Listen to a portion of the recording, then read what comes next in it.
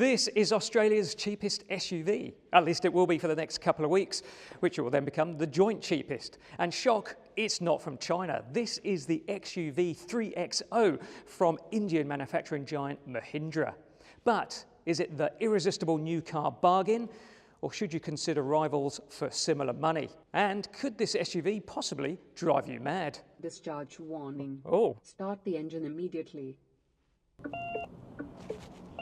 Oh. I'm leaving the car here. Bye. Chasing Cars. Honest reviews of your next car. Brought to you by Budget Direct. As this is a car aimed at tiny budgets, let's get straight to pricing. The XUV3XO, let's call it the 3XO for brevity's sake, sits at the start of the Mahindra showroom lineup. So when that little launch offer goes away, it will be $23,990 drive away. So that's identical to the Chery Tiggo 4 from China, a little bit cheaper than the GWM Haval Jolion, cheaper again than the MG ZS, the new Suzuki Fronx, and much cheaper than the Hyundai Kona, though that Korean car is the most popular compact SUV currently in the segment. So this is not strictly a new car. This is basically a facelift of the XUV300 that's been in India since around 2019. But it looks good. This is a cracking looking little SUV, some really nice rugged design cues, and it's very well spec'd as well for this market. So there's actually quite a few variants available in India, and Australia essentially gets 2 of the top 3 variants. So LED headlights and LED running lights, they're standard on both models in Australia. This is Tango Red, so this is a colour that's available on both models. Let's just come around to the side. You can't see it on this front guard, but on the other side there's an automatic badge, which is a little bit weird, but I guess automatics are a big deal in India. And for wheels, we get 17-inch alloys for the top spec and 16-inch wheels for the base model, but with the same rim design. The 3XO has plenty of features right across the 2 model range. So even in the base model, the AX5L, you get a leather steering wheel, dual zone climate control, wireless CarPlay and Android Auto, and dual digital displays. And I've got to say, the touchscreen is quite impressive as well in the way that it's presented and its response. And in this top spec AX7L, you not only get the leatherette seats, but you get some leatherette across the dash here and also on the door trim, as well as for the rear doors. You get a chilled glove box. You get a 65-watt USB-C fast charger. You get a sunroof. And you also get, believe it or not, a Harmon Kardon audio system. So that really lifts the perception of quality in this budget car to quite a surprising level. And there's something else that's surprising. Well, actually, let's just touch on another area of quality that I like to check in cars, the headliner. This is actually really nice and way better than the headliner that you get in the rival Suzuki Fronx. Switchgear quality is another surprise. Whether it's the indicator stalks or it's the physical controls for the climate, yeah, they've got a really nice feel to them. So the 3XO has a relatively long wheelbase, 2.6 metres. And look at this. Decent leg room. Headroom's okay, considering it's got a sunroof. Could do with a little bit more under thigh support, maybe, and the seat back is quite upright and you can't adjust it. But that's quite comfortable. Then again, there's this leatherette on the door trim on the upper section, so that's a very surprising element for this budget car. But you start to look a little bit closer and some of the quality is a bit suspect. So we've got this stitching on the seat backs here, which is very uneven, and even some of the sections here on the seat back just don't seem properly aligned. And look down here, the floor mat doesn't even fit properly across the cabin, so it's very wobbly. And we even noticed here on the fitment of the carpet under the rear seat, that even bulges in some sections, so that's not ideal. We didn't really have a look at the back earlier, but let's just have a look at the badging here. Mahindra, so XUV3XO, AX7L, yeah, quite a mouthful. Anyway, let's have a look at boot space. No auto tailgate, but wouldn't hold that against this as a budget car. The space inside, Mahindra quotes 364 litres, so that's pretty generous. It is up to the roof, however, so manufacturers do measure in different ways. But if we take it on that basis, that is not much less than the 380 litres offered by the Chery Tiggo 4, which is a little bit bigger in size, 4.3 metres, where this is just under 4 metres in length, this car. Let's have a look at space. So yeah, the space very vertical, width not terrible. We've got some straps down here. Don't feel very good quality though. Don't feel that would last too long. Boot floor, yeah, sort of very cheap and some odd fitment here, but at least you do get a temporary spare wheel. The 3XO is powered by a turbocharged 3-cylinder, 1.2 litres in size. Now that's not unusual for a subcompact vehicle, even though this car's most direct rivals, the Chery Tiggo 4 and the new Suzuki Fronx, which by the way is also built in India, have 4-cylinder engines, turbocharged in the Chery's case. And I'm actually a big fan of a 3-cylinder cars, and I own a Volkswagen Up, which has a normally aspirated 3-cylinder, and until not that long ago I had a Ford Puma, which was a 1 litre turbocharged 3-cylinder, and that had a really good sounding engine. Not so good sounding in this car, where the drivetrain isn't so good, particularly when you're driving around town. The engine is quite laggy with the initial throttle response, and then it sort of transitions from that, rather than just becoming a nice progressive linear bit of acceleration. There's a little bit of delay, and then the car kind of like lunges forward a lot of the time. So it's quite difficult to drive the 3XO smoothly around town. But saying that, you know, once that turbo is on song, this has got really sprightly performance. You can get into those traffic gaps when you need to. It's quite light on its feet, even though it's not the lightest car for a vehicle of its size. It's about 1.4 tonnes in this top spec A7XL, where the Fronx, for example, is something like 1.1 tonnes, so quite a bit of difference. Now, while we're out on this freeway, you might be able to also detect that there's a fair bit of road noise. Now, even at 50 on this road, it's quite intrusive, and at 100, it's really noticeable. Thank goodness we got that Harmon Kardon audio as standard to try and drown that out. Let's talk about fuel efficiency. So the official combined fuel consumption for the 3XO is 6.5 litres per 100 kilometres.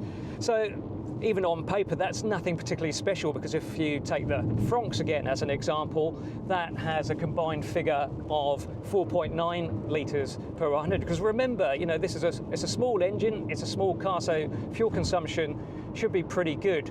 But even against that 6.5, so I'm looking at the cluster now with the average consumption. Now, quick thing that's quite unusual about this, and we noticed this was the same on the Fronx, but the engine car makers like to provide average fuel consumption in kilometres per litre. So it's saying 13.2, so I can guarantee you that it's not 13.2 litres per 100 kilometres, because that would be astoundingly bad consumption for a car like this. But that does, if I do some quick mental calculations, okay, that is getting up and possibly a little bit over 8 litres per 100 kilometres. I might have to put something into the edit to correct that, but I'm going to go with it. But even, you know, 8 litres per 100 kilometres, that's not very fuel efficient.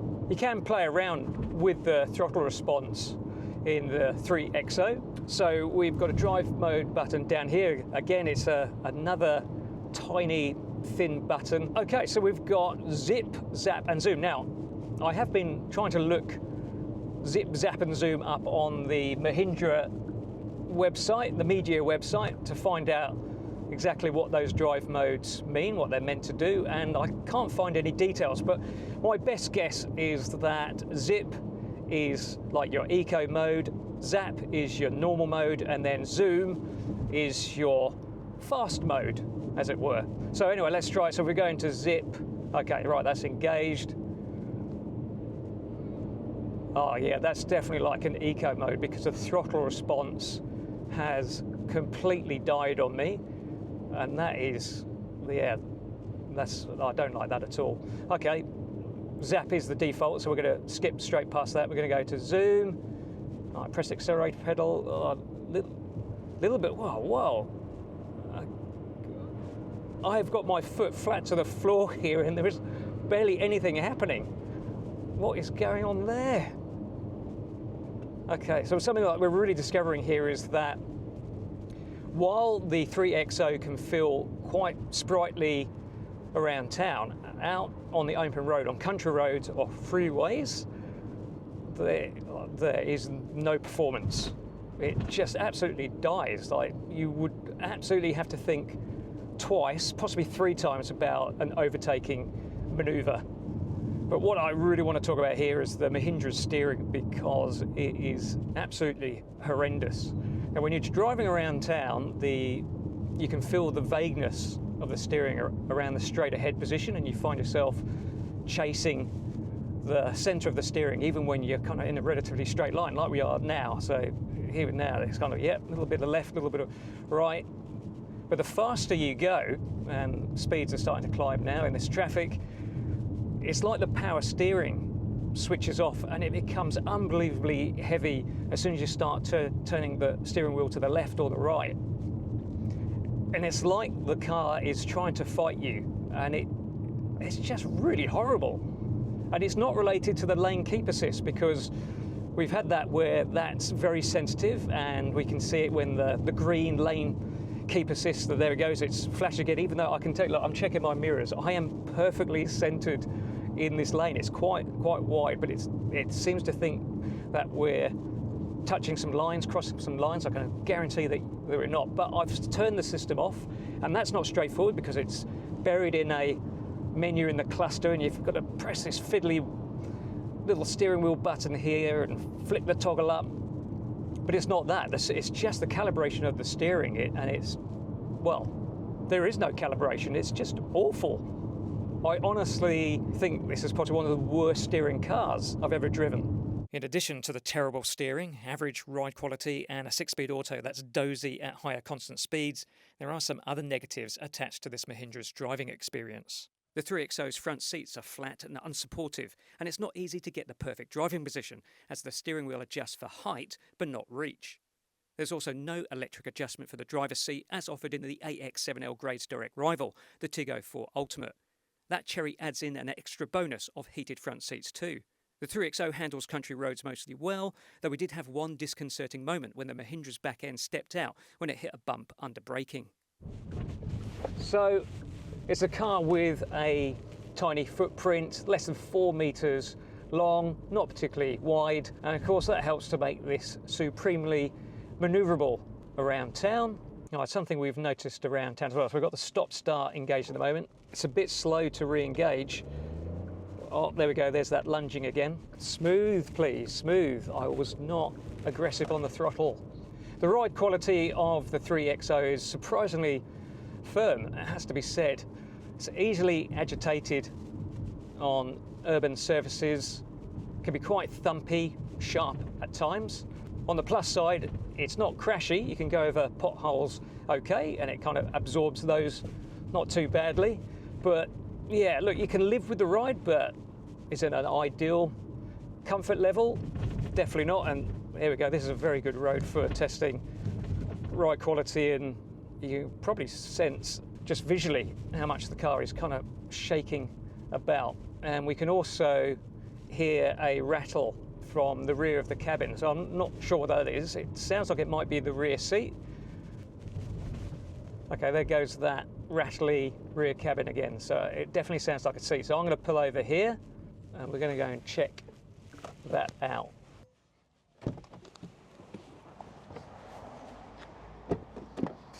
Okay, let's check what is going on here. Okay, well there we go, straight away. So loose rear seat, but is it just because it hasn't been pushed back properly? So check that's loose. Okay, no, I've given that a good slam back into position to try and secure it properly, but yeah, that's definitely all right. Let's test the, yeah, let's see, that's what it's supposed to be. So this is a 60-40 split seat back, so you can see that the 40 section not moving at all, so that's what it's meant to be. So clearly the latch is not working properly on this side. It's not the only issue we've had with the 3XO. Our test car's cabin also had water ingress during some rainy days, and on the local launch we experienced a loose driver's seat on one of the cars. And we're not sure if this is a defect or not, but our 3XO sensors are extremely hyperactive. The driver can be bombarded with audible sensor alerts even when the 3XO, and all cars around it, are completely stationary. The sensors can also play havoc with your sanity in parking scenarios. Okay, so we've got into a parallel parking spot and somebody has gone a little bit too close to us. So now let's try and get out of it. And I'm really close to the back, but okay, here we go now. Okay, now look, this is a tight parking spot, but we've got a front sensor going off. We've got two rear sensors going off. So I don't know, like, if I'm a panicky P-plater, I'm really having a fit right now. Like, what do I do? Do I go forward? Do I go backwards? What do I do? I just get out of my car? I'm like partly out of this parking maneuver. These sensors are so sensitive. I'm leaving the car here. Bye. Okay, I'm joking, of course. We'll get out of here because I do need to do a proper test of the car. So, oh, here we go again. Oh my God. Okay, well the rear camera suggests, oh, it's okay. Now we've just got the rear sensor. Okay, roll forward.